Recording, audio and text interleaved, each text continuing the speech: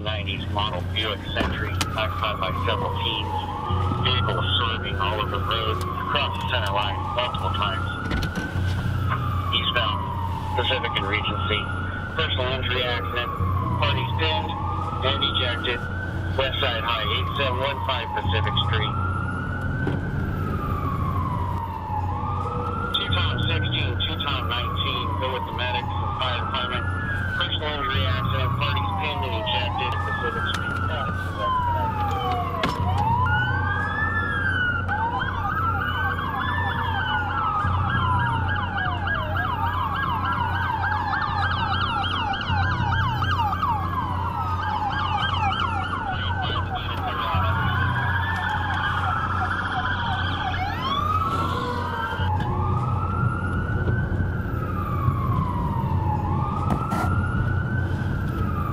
Battalion 5 on location.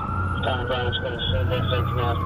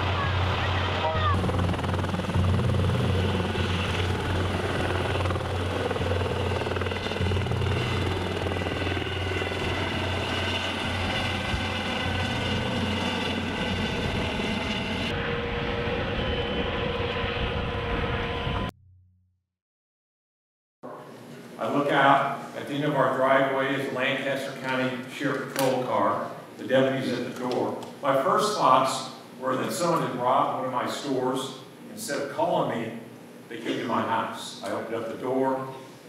The deputy identified himself. He said, "Are you Lloyd Roberts?" I said, "Yes, sir." He said, "Do you have a daughter named Brooke?" I said, "Yes, sir." He said, "Is your wife at home?" And I said, "Why?"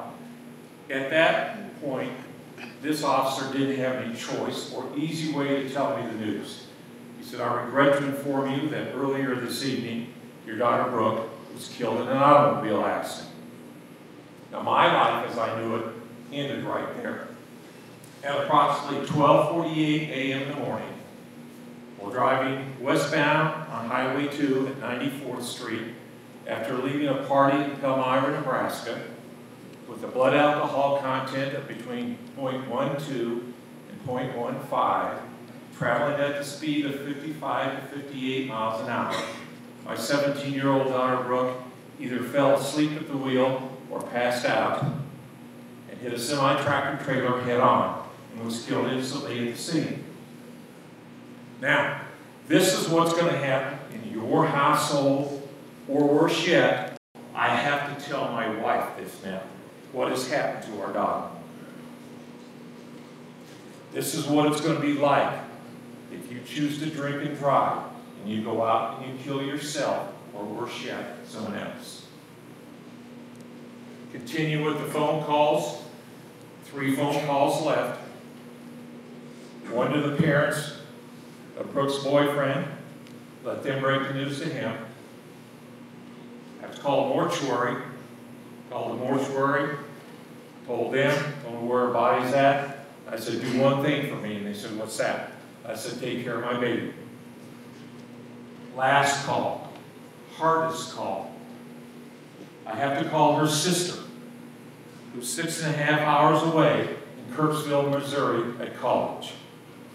Wake her up, tell her the news. Basically the same reaction as the grandmothers. Now my wife and I have to go through the agonizing wait of her to drive home.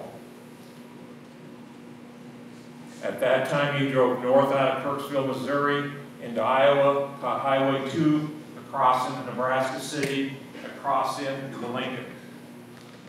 People who are affected and how it changes their lives. The truck driver. Semi-tractor trailer rolled into the ditch. The truck driver and passenger were injured. Now, who was first on scene? Who saw Brooke's car and what was inside that car? The truck driver and her passenger, because they got out of the truck and went to the car first. The truck driver wrote us a letter about 3 months later, apologizing that she didn't do enough to prevent the accident. There wasn't anything she could do because Highway 2 was 2 lanes, barely any shoulders. She had no choice. She continued. Easter's this weekend. The family will be there except for one person, Brooke. 22 years.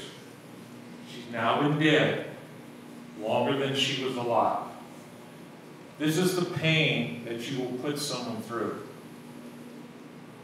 Every time I pick up a newspaper or turn on the TV and I see a fatality accident, that's bad enough. But when I read or hear that someone lost their life because of drinking and driving,